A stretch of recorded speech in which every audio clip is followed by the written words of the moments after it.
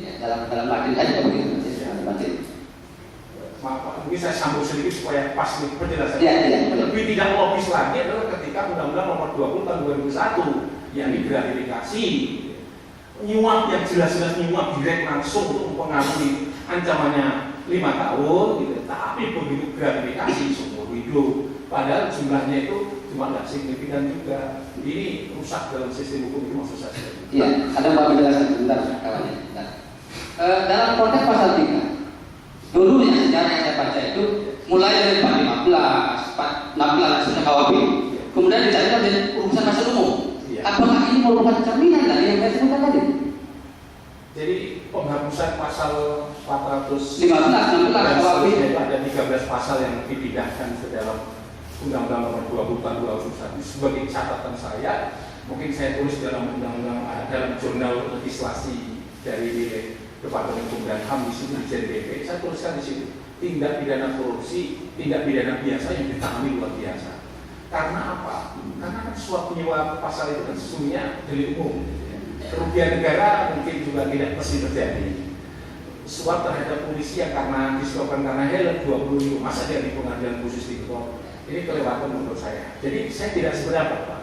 Justru penyusun saya kritik karena pada saat itu saya tidak terlibat langsung dengan Undang-Undang 20 perubahan itu, tapi saya mengkritiknya Undang-Undang 3193. Tapi begitu lahir itu, kritik saya semakin keras sampai hari ini.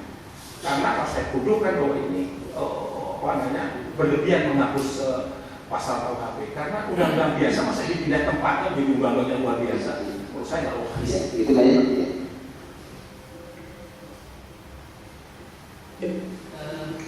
Saya ingin penjelasan, mungkin pendapat dan penjelasan tentang hafting juris saksi ahli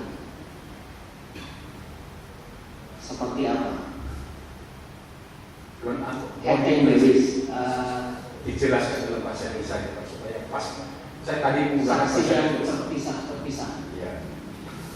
Jadi begini Pak, saya tadi sudah saya jelaskan, saksi yang terpisah-pisah itu ada dua kemungkinan. Kalau ingin membuktikan suatu perbuatan, saksi yang terpisah itu menurut ahli adalah ada prosedur saksi yang bersifat kronologi. Yang tadi saya katakan, kalau misalnya jaksa ingin membuktikan penyalahgunaan wewenang, ada saksi yang menyaksikan dari misalnya saja kepala daerah, dari ini, dari semua menyaksikan bahwa dari mereka itu melawan semua. Jadi kalau ditarik kemungkinan, kita terjadilah penyalahgunaan wewenang. Tetapi kalau saksi itu berdiri sendiri, dia berdiri sendiri Pak, karena dia adalah menyamping. Istilah bahasa saya itu menyamping. Kalau menyamping kan, sama dia di sini mencuri, ada saksinya, di sini mencuri, ada saksinya, mencuri, ada saksinya. Tapi mencuri terhadap ini kan, maaf ya, mencuri ada barang yang dicuri, barang ini yang dicuri, barang ini dicuri, barang ini dicuri, ya cuma begini saja. Tapi yang ingin saya sampaikan, penyimpulan pencuriannya itu kan dari awal perbuatan sampai terakhirnya. Kalau korbannya, ya saya mau dicuri, ya kan belum menjelaskan perbuatan. Nah, kalau 189 menurut saya kronologinya seperti itu. Jadi bukan menyamping istilah bahasa saya. Menyamping itu hanya persoalan jumlah, frekuensi atau mungkin juga istilah bahasa yang lain, korbannya banyak. Misalnya kalau itu ada suatu korban, tapi tidak menjelaskan perbuatannya kan tidak. Ya, kalau membuktikan perbuatan memang tidak bisa. Tapi terhadap sebuah kerugian yang besar, misalnya 1M, bisakah itu dibuktikan dengan cara seperti itu? Ternyata si A tidak terima, si B tidak terima, sehingga kalau dikumpulkan ya memang 1M tidak terima. Jadi balik lagi Pak, saya ingin sampaikan begini. Pembuktian 1M itu kalau diterima 1.000 orang, berarti 1.000 orang diundang di situ Pak. Intinya kan begitu. Ya. Bagaimana bisa membuktikan bahwa ternyata diambil sampel misalnya, udah ambil sampel saja. Jangan-jangan sampelnya itu yang pas kena, yang nggak lain nggak kena.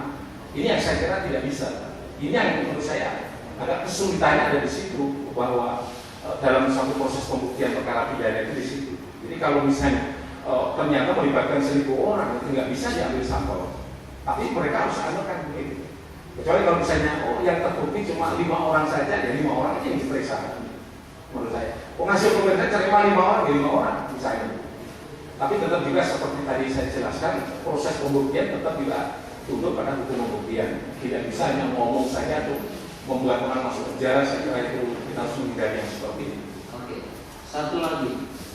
Manakala ada satu kejadian, sebuah laporan keuangan pertanggungjawaban dilaporkan telah terjadi pengeluaran sejumlah keuangan negara sekian. Belakangan diketahui bahwa data pendukungnya itu ternyata palsu, kwitansi, didukung oleh fakta bahwa yang menerima dari yang disebut di dalam kwitansi itu mengiyakan bahwa tidak sejumlah itu. Bisakah ahli memberikan pendapat mengenai unsur kriminal dari fakta global semacam itu? Kalau tadi demikian, jadi kalau misalnya itu tadi disebutkan bahwa ada kwitansi palsu yang menerima mengatakan tidak sejumlah itu, maka ini harus dibuktikan tidak sejumlah itu benar atau tidak. Iya. Itu satu. Saya kira itu penting. Tidak sejumlah itu buktinya apa? Jangan sampai tiba-tiba dia pas ini dipersoalkan tidak suka sama orang itu atau mungkin apa, tiba-tiba saya tidak sejumlah itu, semua ngomong begitu juga tidak benar. Maka kata-kata tidak sejumlah itu harus ada buktinya. Nah, di sini kan ada dua hal, bukti formil dan bukti material. Bukti formilnya kan kwitansinya, tanda tangannya diingkari. Makanya kalau tanda tangan diingkari, dites bahwa apa dilihat tadi pak tanda tangan itu benar atau tidak.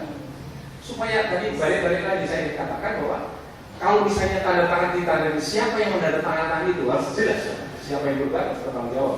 Iya. Kalau misalnya yang menandatangani di si A, ya si A bertanggung jawab yang menandatangani itu berarti telah menandatangani dokumen palsu atau kwitansi palsu. Tapi kalau dia yang mencopot uang itu, si A tanggung jawab yang mencopot itu. Nah yang menjadi persoalan adalah siapa yang berbuat itu. Kalau yang berbuat apa misalnya si A tanggung jawabnya, si B tanggung jawabnya, si C tanggung jawabnya. Maksud saya ini harus jelas tanggung jawabnya. Tidak bisa tiba-tiba yang berbuat orang lain, kamu yang bertahu seharusnya demikian. Jadi yang saya katakan kalau hukum administrasi mungkin, karena dia kamu yang begitu pasti mungkin. Maka dalam hukum administrasi kamu ngambil keputusan salah, tarik kembali duitnya. Itu bisa seperti itu. Itulah keputusan peraturan pemerintah yang ditandatangani Presiden nomor 37 tahun 2006 yang diralat dengan Permendagri itu seperti itu. Keliru itu ternyata rapelan itu. Udah kalau gitu tampillah Permendagri yang meralat itu, yang sudah terlanjur ngambil tolong kembalikan.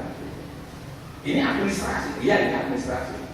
Tapi kalau itu administrasi dikriminalkan, berarti presiden yang harus ditanggung jawab itu menerbitkan PP kan. Nah ini juga sama juga. Jadi kalau ini buktinya sudah seperti itu, ternyata mengatakan menerima tidak seperti itu, siapa yang kau terima dari siapa? Diproses kan Pak. Ya, saya kira itu teknik pembuktian tadi sudah saya sebutkan.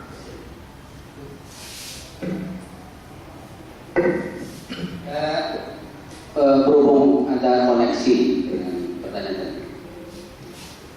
Persoalan mengenai sekarang, contoh, taruhlah sekarang diminta sebuah kwitansi diuji di lab untuk mencari kebenaran sebuah data. Hasilnya yang sering kita pahami dan kita baca adalah non identik. Hanya itu yang dikatakan, tidak pernah sampai dalam jelas. Lalu bagaimana cara membuktikan bahwa dari kata-kata non identik? Baik, itu kan kalau non identik yang gini Pak. Jadi kalau orang ahli tanda tangan menguji sebuah tanda tangan akan bervariasi. Tapi dia tidak bisa hanya satu tanda tangan selesai itu tidak bisa. Dia mesti cari dokumen dulu, yang lain-lain. Baru dia suruh tanda tangan misalnya 10 atau 20 kali dalam situasinya berbeda. Baru dia lihat kesamaan dan ketidak-bedaan itu. Sekarang sudah mulai teknik-teknik seperti itu dilakukan. Jangankan itu, bahasa yang digunakan aja sekarang sudah ada namanya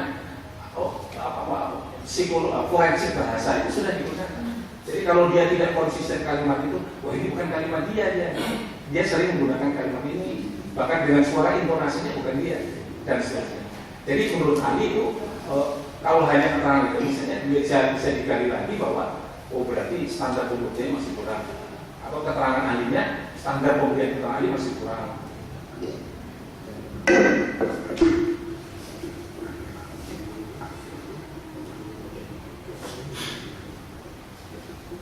Ahli berkaitan dengan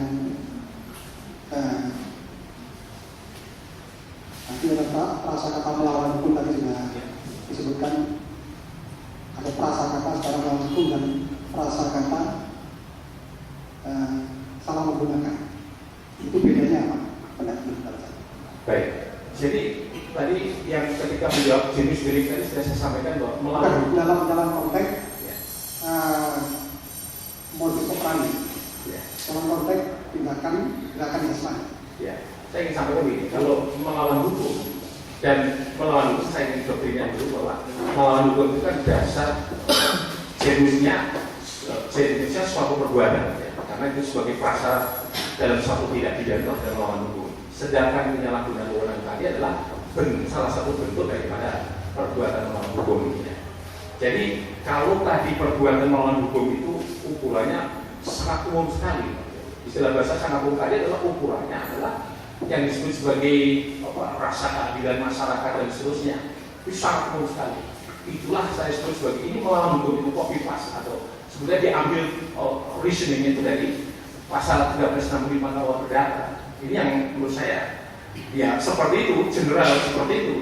Cuma kalau begitu masuk hal yang khusus orang yang punya wewenang, terbitlah namanya penyalahgunaan wewenang.